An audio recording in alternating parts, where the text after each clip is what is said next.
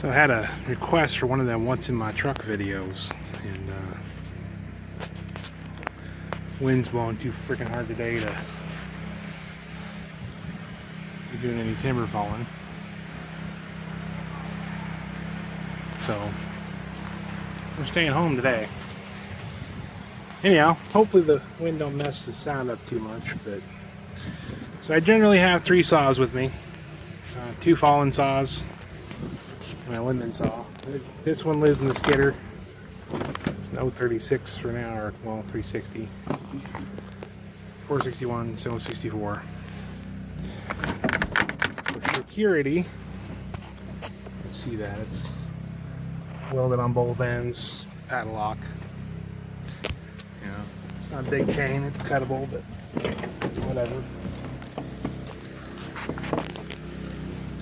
And keep at least 2 gallons of gas on me, a couple spare chokers, and that's my saw kit here. Just spare chains and spare parts and whatnot, mostly. Saw wrenches. At least 2 gallons of bar oil. I think there's 3 in here now. Garbage can, not that I use it very often. Truck oil. Couple of shovels. Skidder oil down there. It's 30 weight in the skidder. A tree jack. Pulaski. I think there's another one in the cab. And a vise. And it just plugs into the receiver hitch, and I can beat on stuff. Farm jack, pry bars, beaten hammer, and springboards there, and there's a broom. I don't know if you can see it down underneath there. They're kind of a pain to get out of there. Starting fluid, handy wipes that never seem to keep the damn lid on. 2 cans, always. There's a tow chain down there somewhere. And the toolbox for stuff needs to stay kind of dry. We got extension cord, jumper cables, probably 2 sets of jumper cables. This is my shop away from home. Not that I have a shop, but if the teaming that, helps you. Takes up some of the roughness and laying in the dirt and mud and whatnot. Little 12 volt compressor, extra grease, pig rags.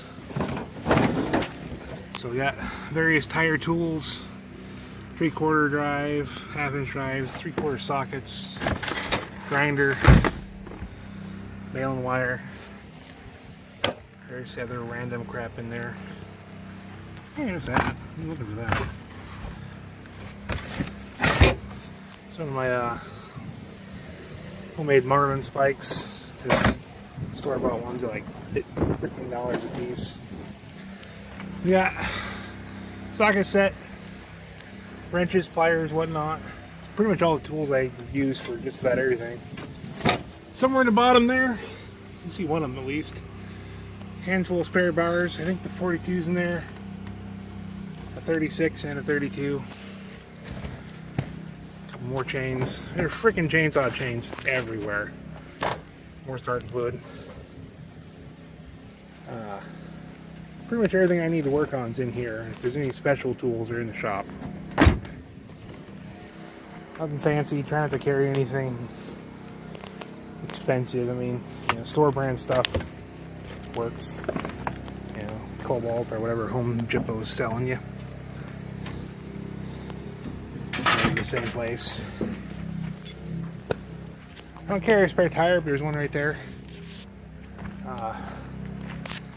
Help's not too far away. I only have a Genuine or whatever GPI fuel pump. Old 37-gallon tank. I mean, I don't burn that much in a day, really. I mean, most of my work's hand work. Oh, somebody's leaking oil. And so on a hard day, the excavator is going to burn maybe 12 gallons. That's if I go 10 hours of just butt kicking work all day. The skidder burns like maybe 3 gallons of log loads. That's just a day and a half, 2 days worth of work. It's sips fuel. They both hold like 24 or 30 gallons, something like that. So the cab is kind of a mess and stinky in here because it's a crummy. So all the stuff kind of needs to stay dry. So this is the rope bag. This is one of my climbing ropes. Another rope bag. This is my rigging rope. This is Samson stable braid, I think that's the right name. This is I think 9/16 is what they market it as, but it's actually like closer to 7/8. First aid kit is down on the bottom. Should be a fire extinguisher sitting right there too. Oh, it's fire extinguisher. 300-foot tape. This is dog snacks everywhere. This is my fake Filson. Not great rain gear, but better than nothing. For a handsaw for climbing with. This guy right here is a big shot. Goes on another pole. It's 8 feet long total. That saves a lot of time climbing trees. You can just, shoot a line up, pull that line up, tie it off, drag it over. Works pretty good. Come here.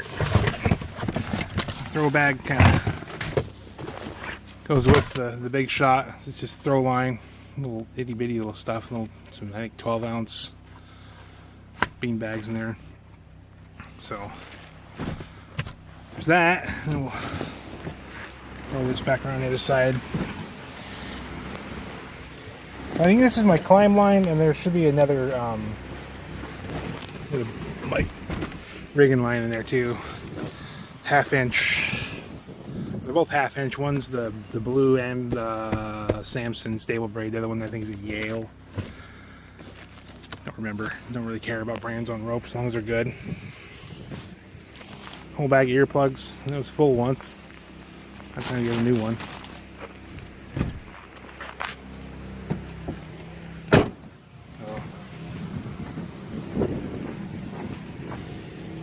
Got us a winch in there somewhere.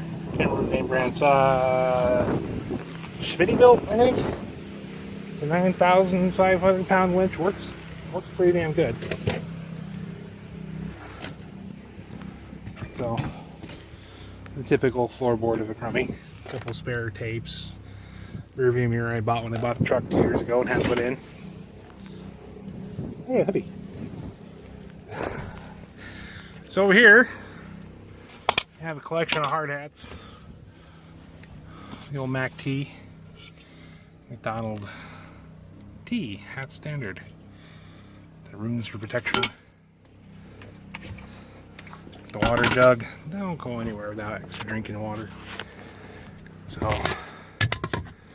this is my spare. I use it for helmet cam stuff. I've only taken a handful of helmet cam videos. I don't think about it. This one's the wife's. I actually got it from a neighbor of ours. This is why I did most of the damage. My fallen belt. I think I've made a video on the fallen belt before. It may not. I might make another one, but I keep 5 wedges, saw wrench, 3.5 pound Craftsman in there, a water bottle, first aid kit. That goes with me pretty much everywhere. So, damn. Metal detector. Good old Garrett, El Cheapo. If you're trying to log, damn, fucking wedges everywhere. If you're trying to log private ground, especially yard trees, you're gonna find iron in them. So, the mill don't like iron in their trees. I don't know why. Something about blades getting tore up. And it's a good idea to just run the metal detector over them if you're worried about them. TP. I'm going to leave home without it. So, got a funnel for This thing's kind of hard to fill full of oil. These little guys, so I'll electrical tape these to my gyppo jugs and drag them out in the woods with me during fire season. In case the chainsaw starts a fire somewhere. God damn. I'm just screwing that all up, aren't I? This is what, the third time I put the wedges back together? They don't normally live on this side, they normally live on the driver's side, so there's usually not this much of a pain, but anyhow. Huh. If you need a good axe for just about everything, these work good for splitting and all kinds of stuff. This is a 5-pound Council, not to be confused with Collins. Made in the USA. Square head. This thing holds an edge like no other. It's probably still sharp. Kinda. Anyhow, if you want to destroy a wedge, that's the axe to use. But you know, if you got a heavy ass tree, it's good too. So, and the Craftsman, or no, these are Carhartt. Proper rain gear. And then just some standard old friggin' hardware store nylon rope. Good for dragging shit out of the bushes, you know what I mean? Use it for rigging sometimes, but just to get the rigging, like if I'm going to pull a cable up a tree, I'll use the 1/2-inch rope there. Rather than using a good climb line or give a rigging line, because the cable tears up the rope. My climbing gear. Door closed behind us here. So there's a whole plethora of junk in here. This could almost be a separate video. So there's a Buckingham belt. There's Buckingham. Yale 3/4 flip line. And with the I don't really want to tear stuff all out of there, but the Buckingham big bucker pads, Buckingham spurs. I got a messed up leg, so I need everything I can get on that. And then over on the side over here, one of these sides, have a bunch of random stuff. So I use this, it's just a climbing line, or not even climbing line, it's a rigging line, but it works good as a climbing line.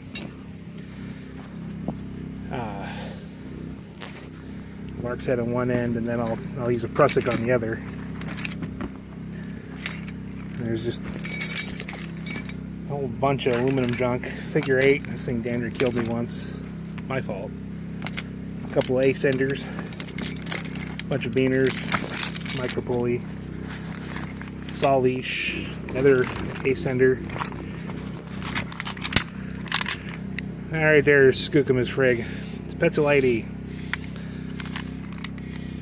It'll save your ass, it'll let you down slow, you can climb with it. It's worth the $7,000 or whatever they want for it. Anyways, that's most of my climbing gear. I think the other side's got some more steel beaners and whatnot I use for rigging purposes. And yeah, get that all back together later. It's probably the shakiest video I've made in a while.